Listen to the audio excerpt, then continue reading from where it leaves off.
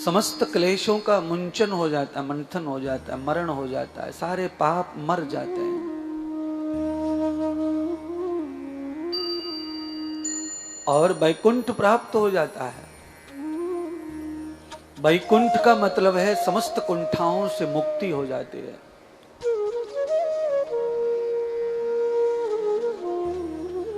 श्रीमद् भागवत कथा में, भागवत में जो है गंगा जी की महिमा बताई है,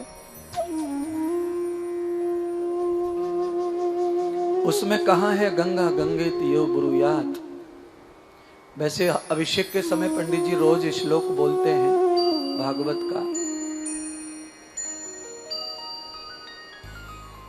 मुंचनते पाप किल विषय। गंगा अभिषेक करना या गंगा को छूना, गंगा का स्पर्श करना, ये तो बहुत बड़ी बात है हमारे लिए। पर भागवत कहती है कि गंगा जी का करोड़ों किलोमीटर दूर से नाम स्मरण मात्र से कलेश समाप्त हो जाते हैं, हमारे पापों का भंजन होने लगता है। देखिए, दो प्रकार से रोटी सिकती है। एक रोटी ऐसे सिकती है तवे पे डाल के, और उसका एक तरीका ऐसा है कि आधी रोटी ऊपर तवे पे सेक लेते हैं और आधी फिर उतार कर नीचे चूल्हे पर भी सेकते हैं, लकड़ी का चूल्हा। और लकड़ी के चूल्हे पर जब हम रोटी सेकते हैं तो अग्नि से थोड़ा दूर रख के सेकते हैं। अग्नि से थोड़ा दूर रखते हैं तो रोटी सिकती भी है, फूलती भी है, और अग्नि से दूर रहती है और रोटी पूरी सिक जाती है। कहने का मतलब यह है कि हम गंगा से दूर रह के भी अपने पापों का नाश कर सकते हैं, उनकी कृपा ले सकते हैं। अगर रोटी अग्नि से दूर रह के उसका संग करके पच जाती है तो हम गंगा जी से दूर रह के भी अपने पापों को पचा सकते हैं, पर उसका संग करके। अब दूर रह के और संग करके दोनों बात कैसे होंगी? या तो दूर या तो संग। तो अब इसका निष्कर्ष यह है कि दूर रहने का मतलब तो है दूर, किलोमीटर, 1000 किलोमीटर दूर। मान लो हम लोग जलगांव की बात करें, जलगांव आश्रम से यहां तक आते आते हमको 1400 किलोमीटर हो जाता है। अब जलगांव आश्रम पे जाएं तो वो हो गया दूर, पर हमारी अंदर से जो लगाव है, श्रद्धा है, वो गंगा जी से परमानेंट है, विश्वास के साथ, वो हो गया नजदीक। दूर और नजदीक, संग। हमारी जो निष्ठा है, हमारा जो विश्वास है, वो है संग। दूरियां अपनी जगह और संग अपनी जगह। आप जिस भी देवता को अपने संग मानते हो, उसके संग आप हमेशा रहते हो और वो हमेशा आपके संग रहते हैं। आप किसी को भी अपना संग मान लो, आपको जो लगे, रिश्तेदार, नातेदार, घर का, बाहर का, मित्र, जिसको भी आप चाहते हैं अंदर से, वो आपके हर समय संग रहता है। आप बस में बैठे बैठे भी उसकी याद करते हो, याद आ जाती है अपने आप। ट्रेन में उसकी याद आने लगती है, कमरे में याद आने लगती है, उसके बारे में मन मचलने लगता है, दिल में कुछ कुछ होता है, धक धक बढ़ जाती है। जब याद आती है तो बेचैनी बढ़ती है। मतलब ये संग का ही प्रभाव तो है। तो हम संसार के तुच्छ लोगों के लिए भी बेचैन हो सकते हैं दूर रहकर, तो फिर हम देवताओं के लिए तो अवश्य बेचैन हो सकते हैं अगर चाहे तो। क्योंकि ये संसार का जो लगाव है ये क्षणिक है और ये थोड़े समय का है, हमेशा नहीं रहता, कायम नहीं रहता। उसके बीच में कोई और आ जाता है, कोई और आ जाता है। आप किसी से भी प्यार करो संसार में, उस प्यार के बीच में और भी प्यार आते रहते हैं। भले आप पहले वाले को ही मानो, पर दूसरे दूसरे प्यार भी आते हैं और उनके साथ भी आप एडजस्ट करते हैं, बात करते हैं, बोलते हैं, चलते हैं, व्यवहार करते हैं। उनको भी बुरा ना लग जाए, उनको भी ऐसा लगे कि नहीं ये मुझे बहुत चाहते हैं, ये मुझे बहुत चाहते हैं। तो ये नाटक भी हम सब करते हैं। सब में ये गुण होता है नाटक करने का। यानी कि हम किसी को ये दिखाते हैं कि हम तुमसे ही करते हैं, बस और करते हम कईयों से, औरों से भी करते हैं, पर हम अनुभव यही कराते हैं कि हम तुमसे करते हैं। हमने किसी को चाहा नहीं इतना जितना तुम्हें चाहते हैं। ये हम दिखाना चाहते हैं। दिखाइए, ये क्षणिक है, और आप ये क्षणिक जो है इसके परिणाम भी मजबूत है। बेचैनी मजबूत है इसकी भी, इसमें भी आंसू आ जाते हैं, याद आती है तो कभी कभी किसी के रोना आ जाता है, बहुत मुश्किल हो जाती है, घर काटना दौड़ता है जब किसी प्रेमी की याद आती है तो। इसीलिए एक महात्मा बड़ी सुंदर बात कहते हैं, सूरदास, माया तेरी बड़ी कठिन है राम, ओ माया तेरी बड़ी कठिन है राम। हड्डी मांस और रक्त का ढेरा, हड्डी मांस और रक्त का ढेरा, ऊपर चुपका चाम, ओ माया तेरी बड़ी कठिन है राम, ओ माया तेरी बड़ी कठिन है राम। दूसरी लाइन को एक बार और गा, जरा शर्म लगनी चाहिए अंदर से। हड्डी मांस और रक्त का ढेरा,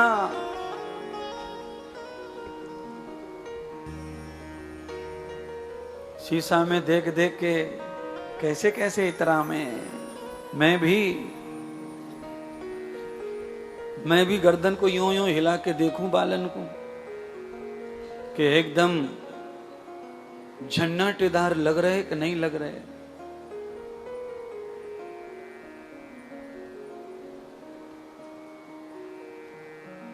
शरीर में कौन सी जगह को आप सबसे बढ़िया मानते हैं, जिसको आपको छूना अच्छा लगे, पकड़ना अच्छा लगे, जिससे बहुत प्यार हो जाए? माथा है या गाल है, होठ है, किसी के अच्छे रहते हैं, इनको देख के आदमी का जीव ललचाता है कि बच्चा कितना सुंदर है, चूम लो इसको, चाट लो।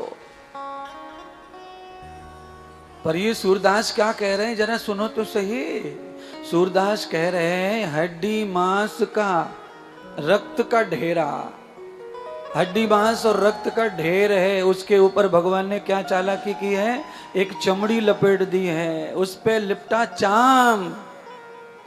माया तेरी बड़ी कठिन है राम, ओ माया तेरी बड़ी कठिन है राम। हाँ, दिन भर देखे और को मरते,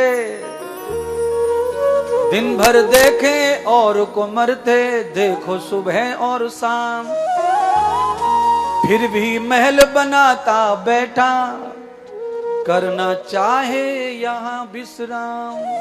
ओ माया तेरी अजब निराली राम। सूरदास कितनी बढ़िया बात कह रहे महाराज, देखो दिन भर देखे और को मरता। अच्छा बोलो, आपने मरते लोग देखे कि नहीं? दिन भर रात भर सुबह शाम, और उसके बाद भी क्या कर रहे हैं अपन? ओए ये पुराना हो गया, यहाँ पे नहीं, थोड़ा वहां हवा में घर बना लो, और किचन को ओटा ऐसा बनाओ दुनिया देखे, मर जाए देख के, ऐसा बाहरी ग्रेनेड लगाओ।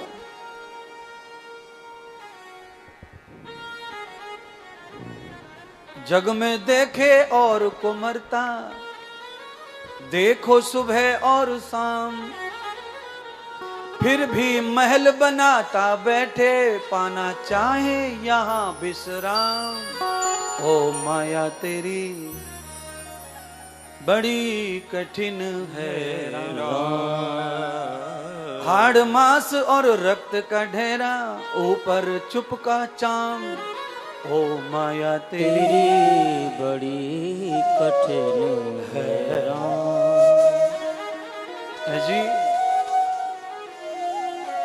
एक और महात्मा ने बड़ी सुंदर बात कही शरीर के ऊपर है।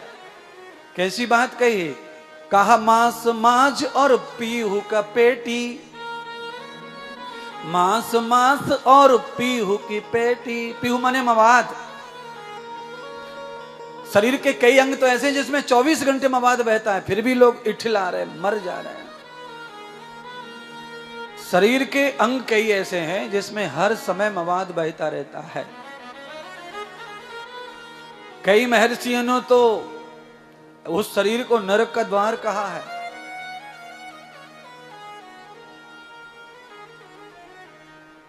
मांस मज्जा और पीहू की पेटी,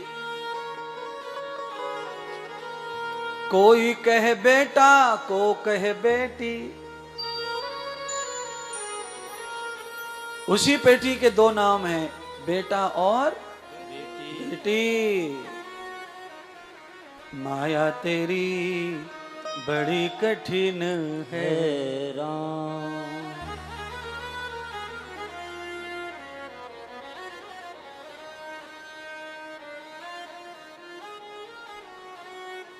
भगवान ने ये अद्भुत लीला रची और हमको गुमराह कर दिया है।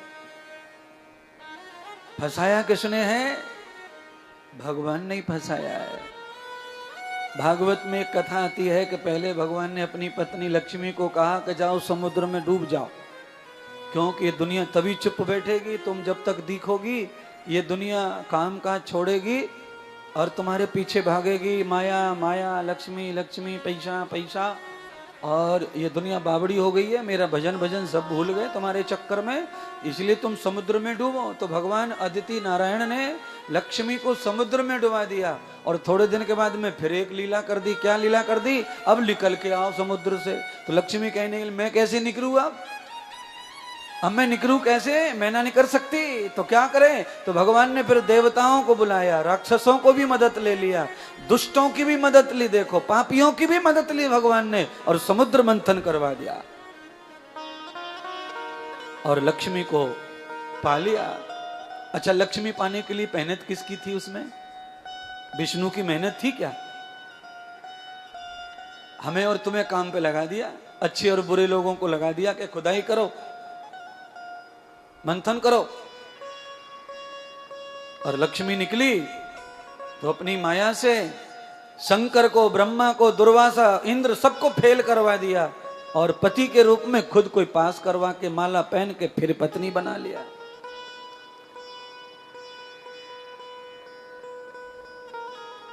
माया तेरी बड़ी कठिन है राम। भगवान की इस अनंत माया को समझने के लिए अभी आचार्य प्रवर श्री कह रहे थे कि ये ऐसा काल चल रहा है, यहां अनपढ़, विद्याहीन, कर्महीन, चरित्रहीन, गुणहीन व्यक्ति पैसे वाला धनवान बनना चाहता है, बड़ा बान बनना चाहता है, नामी बनना चाहता है, बड़े पद पे बैठना चाहता है। तो वो क्या कर रहा है? तो कहा वो हाथा चाटी करके आगे बढ़ना चाहता है। ऐसा समय चल रहा है, ऐसे समय में ये कथा ही मदद कर सकती है, नहीं तो डूबे बगैर रह नहीं सकते महाराज। और वो कोई और लोग नहीं है, वो तुम सभी हो। ज्ञान में जीरो, विवेक में जीरो, तप में जीरो और सम्मान में हीरो। मुझे मिलना चाहिए सम्मान, सब कुछ मुझे मिलना चाहिए। ये काल सच में ऐसा है। इस समय जितना फ्रॉड हो रहा है ना, इतना कभी नहीं हुआ होगा। सब फ्रॉड कर रहे हैं। बालक मां बाप के साथ फ्रॉड कर रहे हैं, भक्त भगवान के साथ कर रहे हैं, गुरु के साथ चेला कर रहे हैं। सब एक दूसरे से फ्रॉड कर रहे हैं, बस 420 जीवन जी रहे हैं। और ये जीवन क्या है?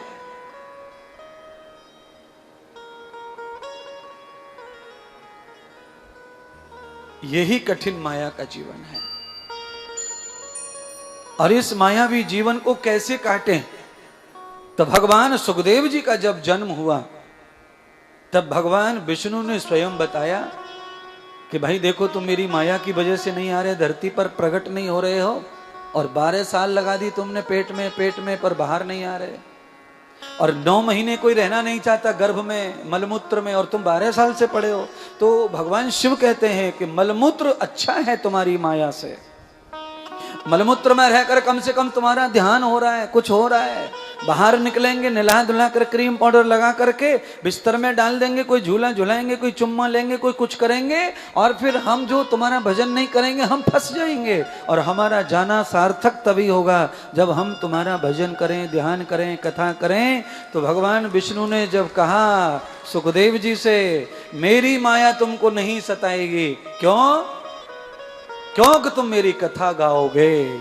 अगर मेरी कथा गाओगे तो मेरी माया तुम्हें सता सकती नहीं है। आचार्य प्रवर कह रहे थे कि इस कलकाल में, इस बहुचक्की जीवन में, इस उचक्की जिंदगी में, इस छलिया कपटिया जिंदगी में हम कैसे बचेंगे, जीवन कैसे सरल होगा? तो भाई एक ही मार्ग है, और ये है व्यासपीठ,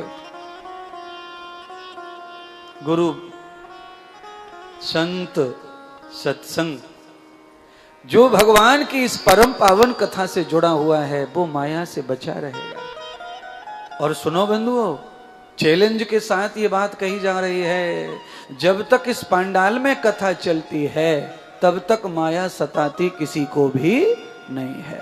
महाराज, सारे लोग बाथरूम भी रोक के बैठ जाते हैं, इतना कठिन काम है कथा का। जिनको बार बार जाना पड़ता है वो भी थाम लेते हैं, माया खत्म हो जाती है। आपको क्या लगता है ये पंखे, ये कूलर आपको शांति दे देंगे? घर में नहीं है पंखा कूलर, घर में एसी नहीं है क्या? ये शांति देते नहीं है किसी को। जब हम इतना घमाघस, बॉडी के टेम्परेचर कितना हैवी होता है, एक दूसरे से बॉडी टच करके एक दूसरे में घुसड़ के बैठे हो, उसके बाद भी माया तुम्हें परेशान नहीं कर रही है, तो ये सिर्फ कथा का प्रभाव समझ लो, इसे जान लो।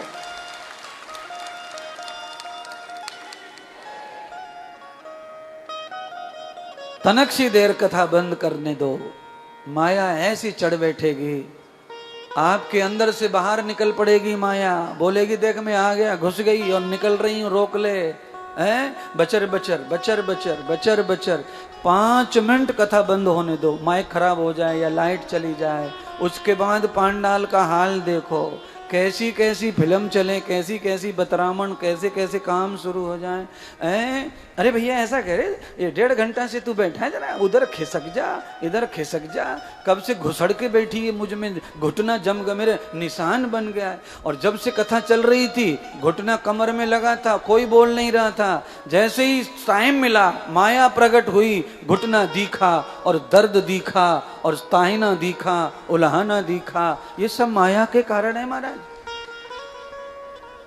कथा चालू रहे, महात्मा अपनी तरफ खींच लेता है तो माया फिर ध्यान रहता, माया चुप पड़ जाती है। आपने कभी रायते को, कभी आपने छाछ को धुमार दिया है? कोई जानती धुमार क्या होता है? हाथ खड़ा करो धुमार को। अच्छा, कम लोग हैं धुमार वाले। धुमार क्या है? एक अग्नि के कोयला पे डाला हुआ तेल का धुआं। अगर उसके ऊपर आपने कुछ रखा नहीं, मटका वगैरह, तो वो धुआं फैलेगा, दिखेगा, और आपने उसके ऊपर ढक्कन रखा है तो वो धुआं उसके अंदर रहता है, पर कंट्रोल में रहता है, उसके अंदर भर जाता है। उस कुलरिया में छाछ डाल दो तो छाछ में भी धुआं की खुशबू हो जाती है। बस ये कथा क्या है? ये धुमार है। जब आप इसे अपने ढक्कन में बंद कर लेते हैं, अपने पात्र में, अपने हृदय में, तो ये खुशबू के लिए तैयार हो जाती है। जब आप संसार का कोई भोग इसमें डालते हो तो उस भोग में रोग न होकर के कथा की खुशबू पैदा हो जाती है, और वही तुम्हारे भोजन का पचन करता है। रायता वही तो है। ये दही में ककड़ी काट के डाल दी, ये रायता ना है, ये नाटक है। क्या है ये? अच्छा, कुछ लोग जो है महंगा रायता बनाते, दही में ककड़ी काट के छील के डाल देंगे गैया खसनी से, देखने में महंगा है पर उसका काम गड़बड़ है, शरीर में नुकसान करता है, पेट में। हमेशा जो है छाछ पतला पीना, छाछ गंगा जल जैसा पतला होना चाहिए। इसीलिए रायता पीने के लिए हम और तुम सब लोग मिलके चलेंगे बस भर के। राजस्थान के भरतपुर जिले में रायतो मिले, वही बारो जो मैं कह रहा हूं, उसको कह में सुर्रा।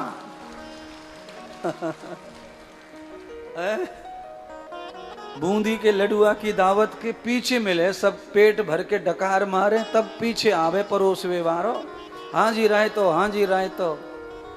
तो लोग भर भर के कुल्लड़ पी में 3-3, उसके बाद में महाराज फिर भूखने लग जाए, फिर से भूख आ जाए, 2 मिनट में भूख इतनी जल्दी हजम कर दे बूंदी के रायतो, लड्डू ने चूरमा है।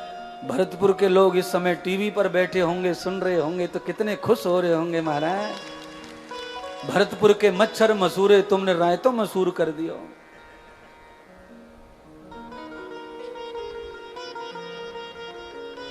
हाँ, हरिद्वार में बैठ के प्रशंसा हो रही है महाराज भरतपुर की। है?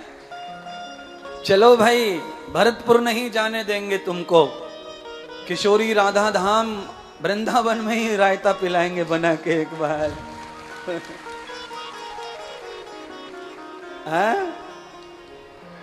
बचपन में हम लोग चिढ़ाया करते थे, रायता अपनी मैया पूछा अगर खाए तो,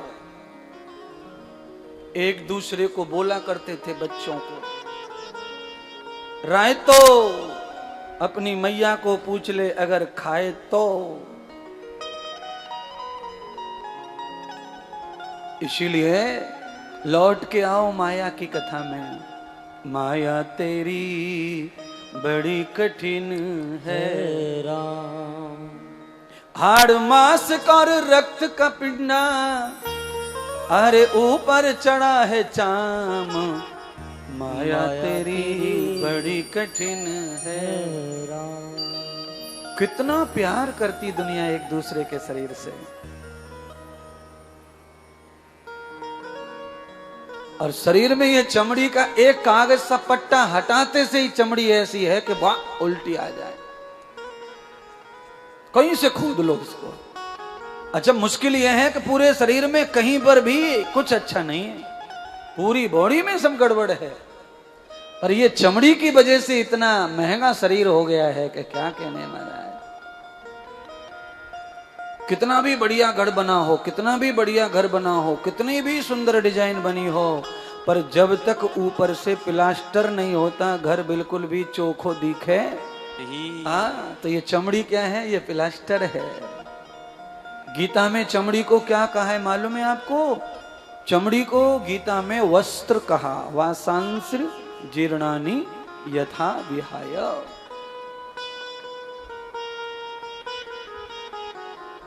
अर्जुन, भीष्म द्रोणा कृपाचार्य मरे नहीं है, क्या हुआ है गुरुदेव? तो कहा वासांस जीर्णानि, उनका जो कपड़ा था वो पुराना हो गया था, उसे उतार कर नया वस्त्र दान कर दिया है। तो शोक नहीं, तुम्हें प्रसन्न होना चाहिए कि तुम्हारा बूढ़ा पितामह जवान हो गया, फिर से बालक हो गया, किशोर होगा। यथा विहाय पुनः पुनः।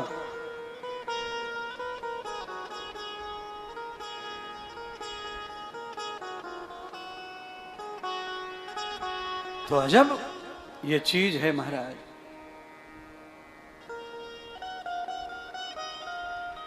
एक एक चीज शरीर के बारे में अगर गाओ तो शरीर से दुनिया में बढ़ के कोई चीज अच्छी नहीं है। सबसे महंगा, सबसे दिव्य शरीर है। क्यों? अच्छा बोलो, मीरा ने कौन से शरीर में गोविंद को पाया? इसी मलमूत्र के शरीर में पाया। सबरी ने कौन से शरीर से राम को पाया? इसी काया से पाया, गंदी काया से। विदुर जी के घर भगवान खाने आए छिलका केला का। कौन सा शरीर था विदुर का जो भगवान को इतना मजबूर कर दिया कि दुर्योधन के मेवा त्यागे साग विदुर घर। क्या था ये? इसकी पहली लाइन गाओ तब समझेगा।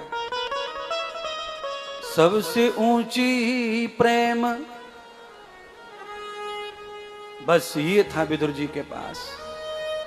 संसार में अगर कुछ पद ऊंचा है तो वो है प्रेम पद। वही प्रेम पद को पा गए हैं जो तेरे चरणों में आ गए हैं। इसीलिए बंधुओं, हमेशा किसी महापुरुष के, किसी देवता के चरणों में ही रहो, सिर पे मत चढ़ो। सिर पे चढ़ना उचित नहीं है। महापुरुष के हमेशा चरणों में ही सबसे ज्यादा वैकुंठ है। महापुरुष के सिर पे क्या है? खाली जगह।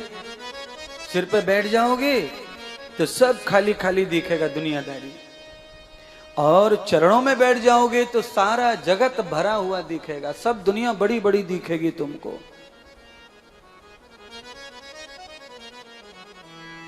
ऊंचे चढ़ जाओ सब छोटा छोटा दिखता है। अच्छा, प्लेन में से कैसा दिखता है बंबई? प्लेन में से हरिद्वार कैसा दिखेगा? छोटा छोटा। आप जितने ऊंचे दुनिया उतनी छोटी दिखती है, और आप जितने नीचे जितने छोटे दुनिया उतनी बड़ी दिखती है। इसलिए अपने गुरुदेव का, अपने संत का, अपने भगवत चरणों का ही चरण सेवन करो, वहीं से सारी दुनिया बड़ी दिखेगी और आप भी बड़े दिखेंगे वहां से। अच्छा बोलो, राम जी ने बड़ा किसको बनाया? बगल में खड़े होने वाले को कि चरणों में बैठने वाले को? आप बताओ। चारों युग प्रताप तुम्हारा। कौन है ये भैया? पवन सुत हनुमान। अच्छा, उनके भाई भी तो है ना, लक्ष्मण, राम, भरत, शत्रुघ्न। तो राम के भाई भी तो हैं अगल बगल बगल बगल, तो भरत को दे देते।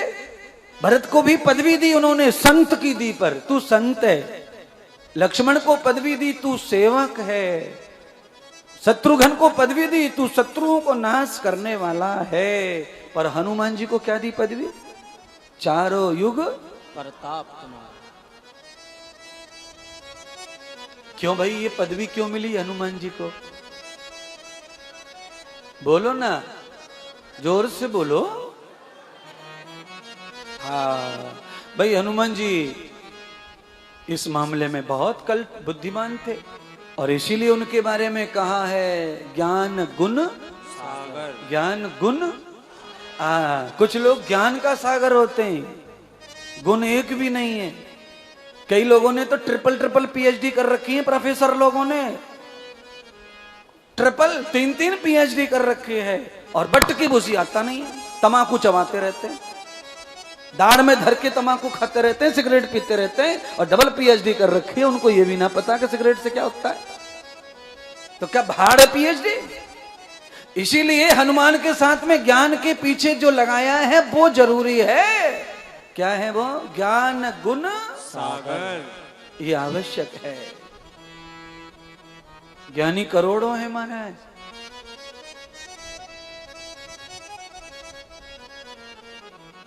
ज्ञानी उसी को जानिए जिसके पास में गुण का धर्म हो, गुण का धन हो। शादी के लिए क्या देखते हैं अपन? ज्ञानी लड़की देखते हैं, कितनी ज्ञानी है।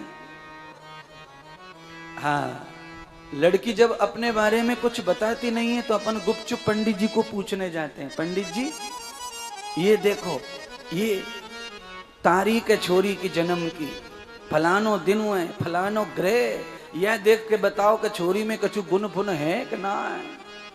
हाँ, पंडित जी ने कहे 17.5 गुण है। कर लो। लोग पंडित जी की बातों में आ जाते हैं, शादी कर लेते हैं। कुल मिलाकर चाहे झूठी सही, पाखंड ही है, पर गुण देखे तो सही। तो क्या चाहिए जीवन साथी के लिए? गुण चाहिए, गुण। चाहे वो ज्ञानी ना हो, भोलो बाबड़ो हो, पर गुणवंता होए। ज्ञानी चारों वेद 6 शास्त्र का भी कुछ काम का नहीं है, और गुणवंता एक भी गुण किसी में है तो वो सब शास्त्रों से ऊपर है। एक गुण से आदमी पूज जाता है, एक गुण से उसकी पूजा हो जाती है। एक गुण अच्छा दिखाओ कौन सा है, उससे ही आप पूज जाएंगे, उससे आप आगे बढ़ जाएंगे। तो एक गुण कौन सा होना चाहिए आप में बताइए। सब अवगुण है, एक ही गुण अच्छा कर लो, कौन सा करना है वो। चलिए, तुमको नहीं समझे तो हमसे सीख लो, हम समझाएंगे। गुण कौन सा होना चाहिए वो सुनो। प्रेमी बनकर प्रेम से, प्रेमी बनकर प्रेम से,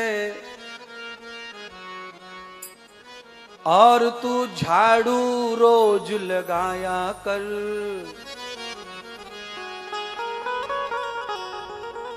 रोज प्रेमी बनकर प्रेम से झाड़ू रोज लगाया कर। हाँ, कहाँ पे लगाए झाड़ू गुरुदेव?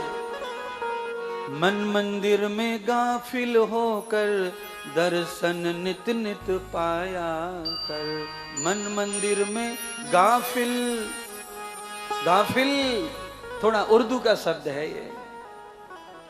गाफिल माने पागल होकर, मन मंदिर में गाफिल होकर नित नित दर्शन पाया कर। प्रेमी बनकर प्रेम से झाड़ू रोज लगाया कर। आप कहेंगे महाराज यहाँ से कहा जाएगा झाड़ू लगाए व्यक्ति है। सुनो, झाड़ू लगाने से जो हो जाएगा वो हमसे सुन लो। जो कल कहना था वो आज कह देते, क्या फर्क पड़ रहा है। अब ये एक बात बताइए कि माता सबरी ने राम को घर बुलाया, क्या करके बुलाया? प्रेमी बनकर प्रेम से झाड़ू रोज। हाँ, सबरी क्या करती थी? सबरी वो बुहारन करती थी, बुहारती थी। खाली बुहारना बोलते हैं कपड़े से, अपना जो पदरा है उससे कपड़े से मार्ग साफ करने को बुहारना बोलते हैं। उसमें झाड़ू नहीं लेते, वस्त्र पल्लू लेते हैं, अपना हृदय आंचल, आंचल से बुहारन करते हैं कि यहां से राम आएंगे, यहां से भगवान आएंगे, यहां से प्रभु आएंगे, कभी न कभी तो आएंगे। तो वो करती थी बुहारन। और भैया पल्लू का बुहारन तो कोई प्रेमी कर सकता है, जिसमें ज्यादा प्रेम हो, दिल हो, लगाव हो, भक्ति हो, और उसमें परम विश्वास बैठ गया हो किसी महात्मा के प्रति, वही पल्लू का पदरा कर सकता है। रोड पे कौन अपने पल्लू को खराब करेगा? ये झाड़ू बाड़ू लगाना अलग बात है, पर सबरी बुहारन करती थी। आप भी कर सकते हैं, पल्लू से भी बुहारन होता है। और पल्लू की जगह पर एक और शब्द है, उसको कहते हैं पलक। पलकों से भी बाहर होता है। आप पलकों से भी भगवान की राह को साफ कर सकते हैं। ये थोड़ी और कठिन प्रेमी की कथा है, ये थोड़ा और कठिन है। ऐसे ऐसे भक्त समाज में हुए हैं, जब मैं ये कथा कह रहा हूं, भक्त ऐसे ऐसे हुए हैं जिन्होंने आंखों के पलकों से भी भगवान की राह को साफ किया है। प्रेम का कोई तोड़ नहीं है, वो कितना भी ज्यादा हो सकता है, उसका कोई छोर नहीं है। जहां से शुरू हो जाए प्रेम, वहीं से बस शुरू ही हुआ है। जब तक वो खत्म होगा तुम मिट जाएंगे, तब तक मात्र वो शुरू ही है, अभी वो कहीं पहुंचा ही नहीं है। प्रेम ऐसी लीला है परमात्मा की। इसीलिए एक गुण होना चाहिए सब में, और वो है प्रेम का गुण। प्रेम से परमात्मा रीझते हैं। कृष्ण के बारे में तो यही कहा है, प्रेम के बंधन बंधे वो प्रेम रूप अवतार। प्रेम के कारण क्या क्या परमात्मा ने नहीं किया है? प्रेम के कारण आप भी तो प्रेम करते ना अपने घर वाले से, मैडम लोग, आपका घर वाला भी तुमसे प्रेम करता है, पर केले का छिलका कभी खा के दिखाओ, उसका झूठा पता चल जाएगा तुम्हारे प्रेम का है? और भैया विदुर का तो कृष्ण के साथ में जो रिश्ता है वो प्रेम का है, भक्ति का है। मांग कर खाया कृष्ण भगवान ने। विदुर जी ने कहा कि प्रभु आज बड़ी बदकिस्मती है कि मेरे घर कुछ रहा नहीं अब खाने के लिए। आपके आने से 2 मिनट पहले मैंने केला खा लिया, बचा वही था, और आज तो भोजनालय में जो है मटकी में हांडी में सब्जी वब्जी भी खत्म हो गई महाराज।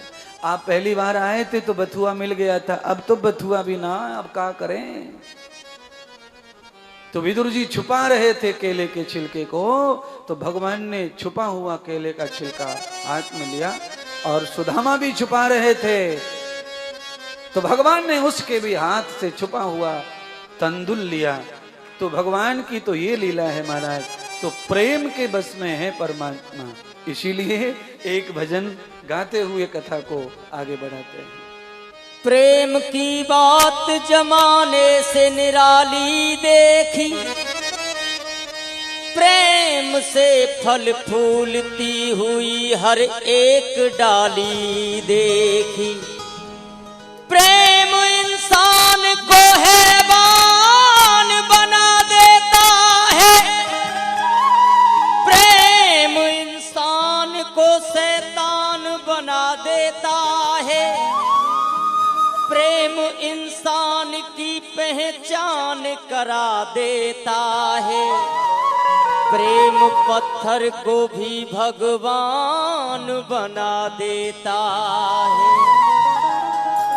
है जरूरत प्रेम की भगवान पाने के लिए, है जरूरत प्रेम की भगवान पाने के लिए, है जरूरत प्रेम की भगवान पाने के लिए, है जरूरत प्रेम की।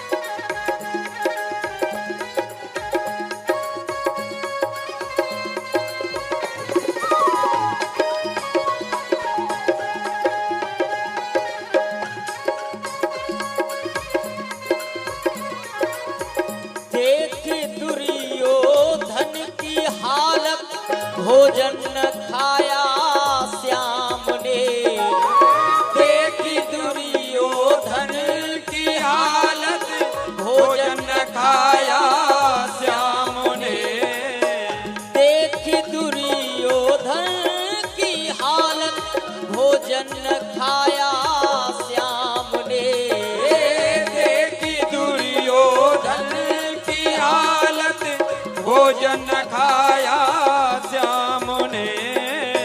पहुंच गए घर विदुर के वो, पहुंच गए घर विदुर के वो, छिलका चबाने के लिए, है जरूरत प्रेम की भगवान पाने के लिए, है जरूरत प्रेम की।